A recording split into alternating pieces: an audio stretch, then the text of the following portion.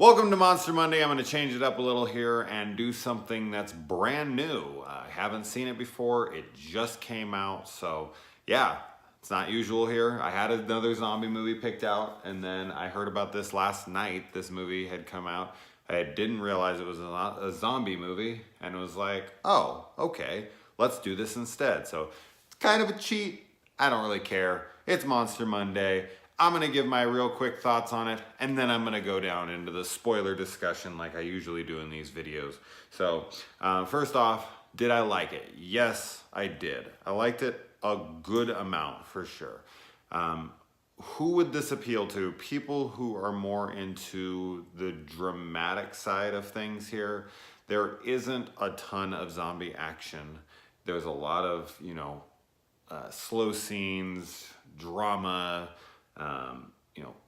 character development, stuff like that. I honestly, I don't feel like you see but 30, 40 zombies in the entire film, and a good majority of those are in like short clips. So not a ton of zombie action, not a lot of stalking or any kind of things like that. So I know that can be a big turnoff to people. There was a film I watched, I don't know, a few months back called It Stains the Sands Red, I think is the title of the movie, where it's literally just one girl and one zombie stalking her through like the desert. I had never seen anything like that before. It was completely original to me and I fully enjoyed the shit out of it. I didn't need hordes of zombies and constant action. But I do know a ton of people hated that film because there wasn't a ton of zombie action. So that's what I would say. I would say and I do feel like there is some uniqueness to this movie for sure, that if you're a zombie fan and you want to see something that has a different little spin on it, nothing major, nothing groundbreaking, nothing like, oh my God, they've never done that before.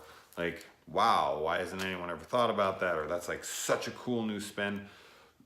They're mostly minor little things. You're like, oh, okay, never seen that. Okay, that's kind of cool. That's interesting. That's unique. That's different. So, yeah.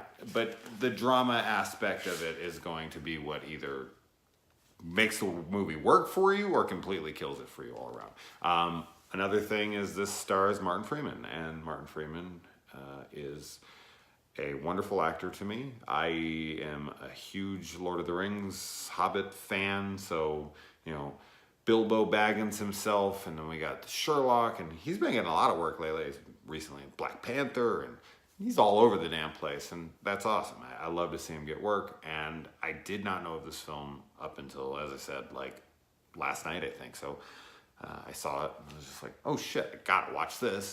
It's freaking Martin Freeman, and he delivers here. He is great as always. The cinematography and all that is very well done. It's a very well made film. So I think check it out. And if you're not into it 20 minutes in, I'd cut it because I don't think it's going to get any better for you. It's just kind of continuing down that same path. And I was really invested in it pretty much 5-10 minutes in. So it was working for me. And it really just kind of held that throughout the film to the very end. So the interest I had just kind of it was just a smooth sail. It wasn't like super high peaks and valleys or any kind of thing like that. It wasn't up and down all over the place. It's just kind of a smooth, wasn't amazing, wasn't like jarringly awful or anything like that. And I don't want it to sound like I'm just like meh on the movie. I'm not. I'm higher than that. It's just, I don't know. As I said, it just retains this kind of good throughout the whole film. So it's just kind of like, yeah, that was cool. That was good. That was good. That was good. Okay, it's over. So it's not a glowing review, but I definitely enjoyed it. Anyway, let's get into the movie.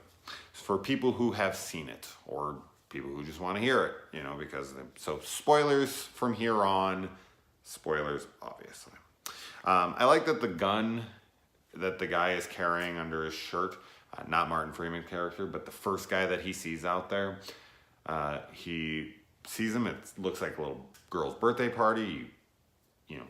Martin Freeman says like kind of comes out and is trying to say hi to him, and the guy just shows him the gun instantly, and you can just kind of, that really makes us understand where this movie is already at.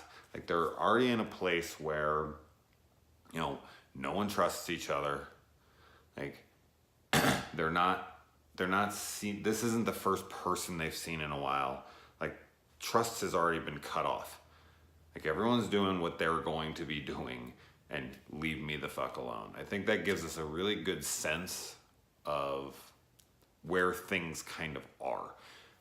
And it shows us that it's been a little while since this happened. And if you didn't know it was a zombie movie, and it's gonna take you 10 minutes to figure it out, once his wife gets bitten, then you're kind of like, oh, okay, here we go.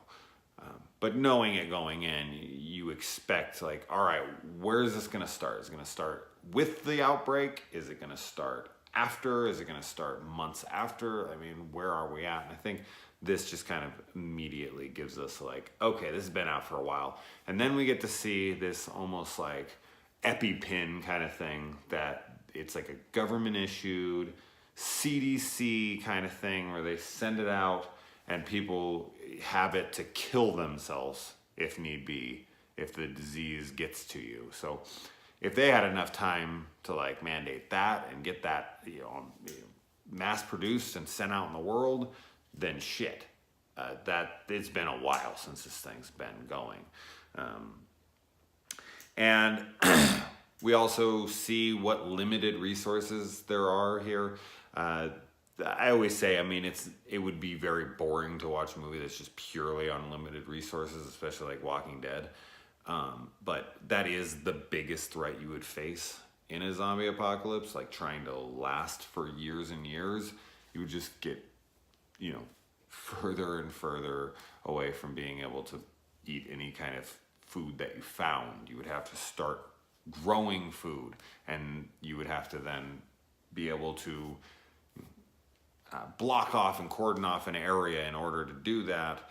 It would be very, very difficult. So the biggest problem you would face in a zombie apocalypse would be that. And so I like that they're just trying to get food and that they're running out in the opening.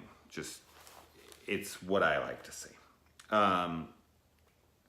And being on a boat that's, that's just close to land and is on a fresh water source is a very smart move. Because zombies can't swim, and you can't really like drift off to sea out there. You have plenty of at least semi-drinkable water. So it's definitely a smart play for sure.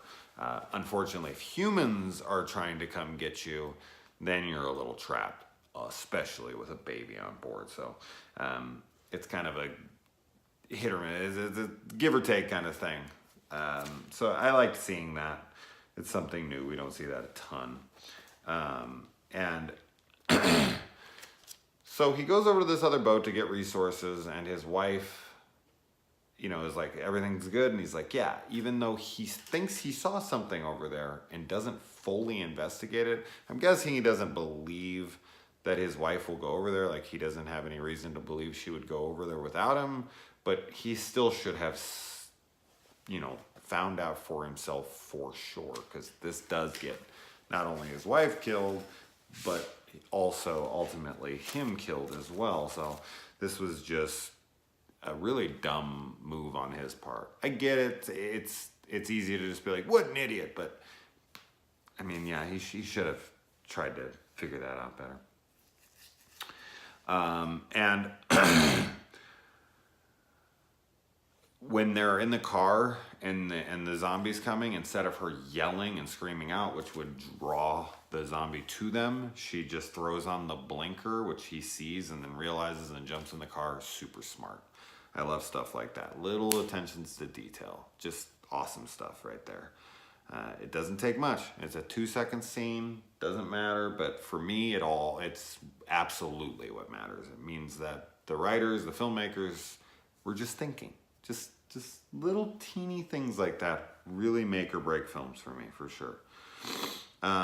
Now, the yellow goo, freaking whatever the hell this stuff is, this discharge that comes out of their organs, we have a much slower change than a lot of zombie movies. I mean, some zombie movies, they get bit and they change within seconds.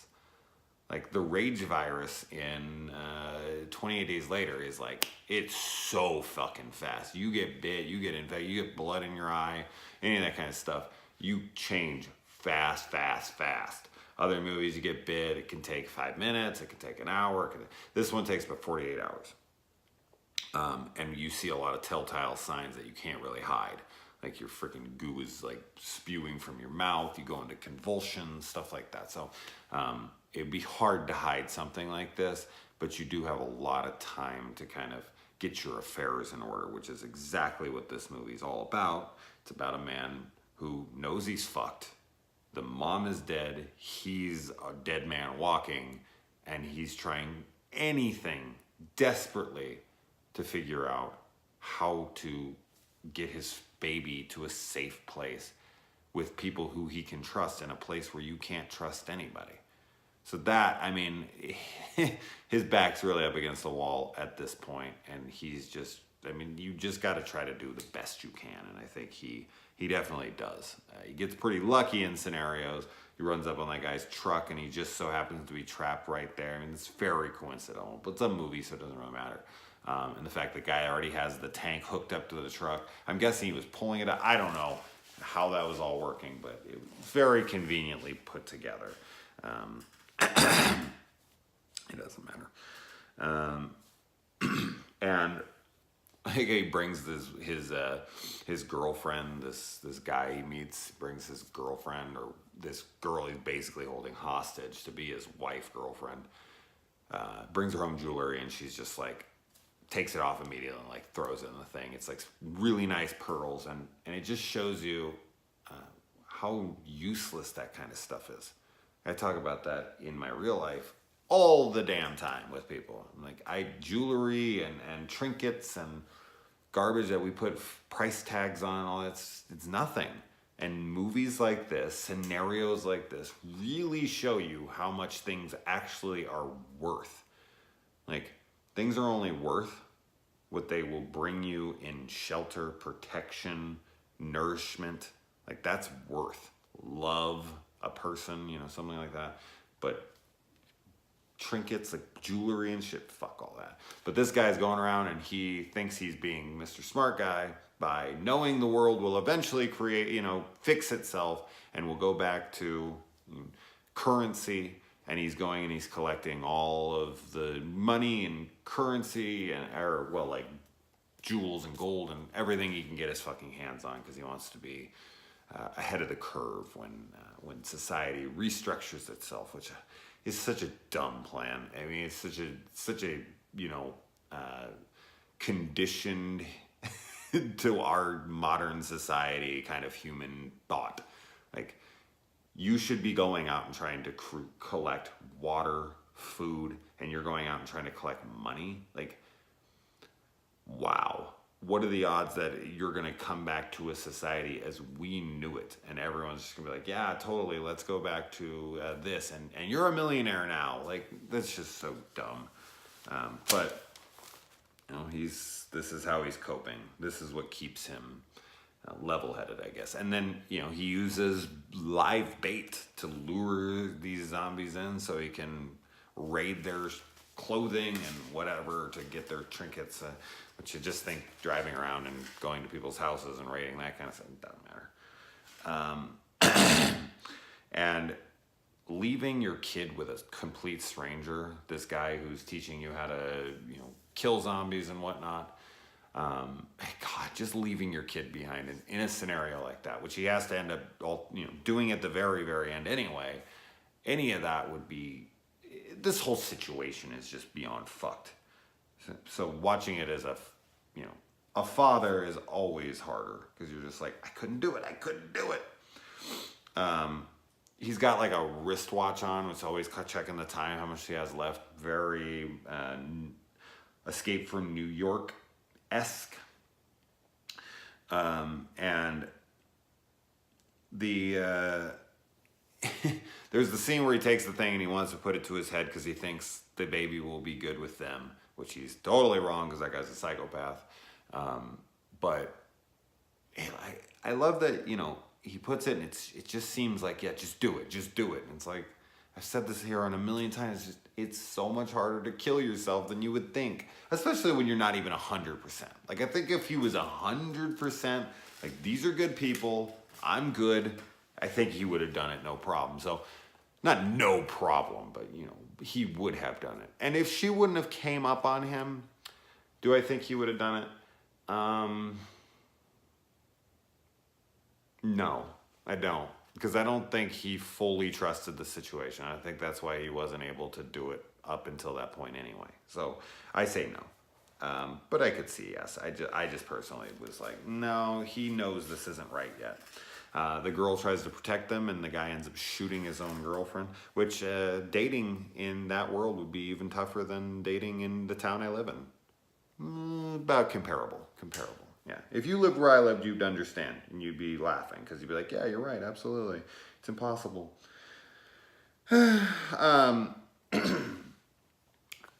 have like a Mist scenario. Sorry if this is a spoiler for the Mist. I won't say exactly what that is. There's a guy, and, you know, he gets bit, and he rolls up on the guy. The guy's at the very beginning of the movie with the birthday party for the girl.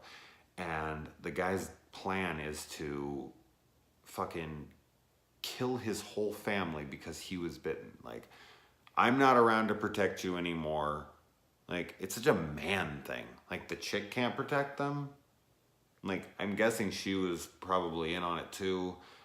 She seemed to just be so carefree, and this guy had a clear bite right on his neck, and he was digging a grave. I can only imagine. And we didn't hear any screams before the gun went off when he was running. So I think that the wife was in on it, or the girlfriend, whatever she is. I don't know. I'm just not a quitter. And I would never let my kids, I could never shoot my children.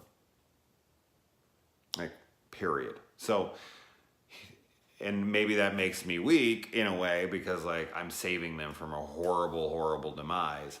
But they're not dead. Like, look at Martin Freeman's character in this movie. He had the same thing, and he ended up saving a baby. A baby, okay? He didn't have a wife with him and two able-bodied children that could walk, that could talk, that could, you know, if push came to shove, could protect themselves in some way or another. Like, this baby is fucking useless. And what does this guy do? And I guess that just maybe is there to show you the difference in character. Like, some people are fighters and they will do anything they can to protect their family. And others are quitters. I mean, it's a terrible scenario and he thinks he's doing the right thing. So he doesn't think he's quitting. He thinks he's saving them from something awful. But I don't know. I'm not sold on that. I feel like you're giving up. And not only that, it's almost disrespectful to them as people. Like, what, you don't think they're able to take care of themselves? Like, how long have you lived in this world together? Have they not been watching? Have they not been learning? You know, it's just, I don't know. It annoys me a little bit because it's like, I get it. It's part of the movie and it's a character moment, all that, and I get it. But dude, the wife could have helped. The kid she could have came with Martin Freeman. She could have taken his kid, and they could have went somewhere and tried to. It's just stupid. I was like, no, you don't ever give up on your family, especially when another dude rolls up and he could have saved your family. Like, really? Like, you're not going to maybe talk to this guy and see if he's able to protect? No, you don't give up on your fucking family. I don't know, it pissed me off. Clearly. And then we have the final showdown with the guy whose girl gets killed. And it's pretty tense when he's holding the baby, for sure. I felt like the fight was a tad lackluster. But, you know, overall, when he does have a hold of the baby, I was like, ugh. I don't think there was a part of me that actually thought he was going to do it, but it was still tense. Anytime anyone's holding a baby in a you know, possibly harmful way, it's like, ooh, don't do it, man, don't do it. So when he gets it away from him, he's like, we're both fucked. And the guy's just kind of like, yeah, because he shot him right through the fucking chest. That guy's dying. That guy ain't getting out of that. So yeah, I felt, as I said, I felt like their fight between each other or something could have had a little more climax to it, but the baby part won me over, on it. So, and then yeah, I really like that they come up with this plan that once he turns, that they basically use him like a horse with a carrot in front of his nose, and he jockeys him like a horse, and he uses the zombie to get him to his tribe of people, is whatever. So I thought that was really cool, really smart.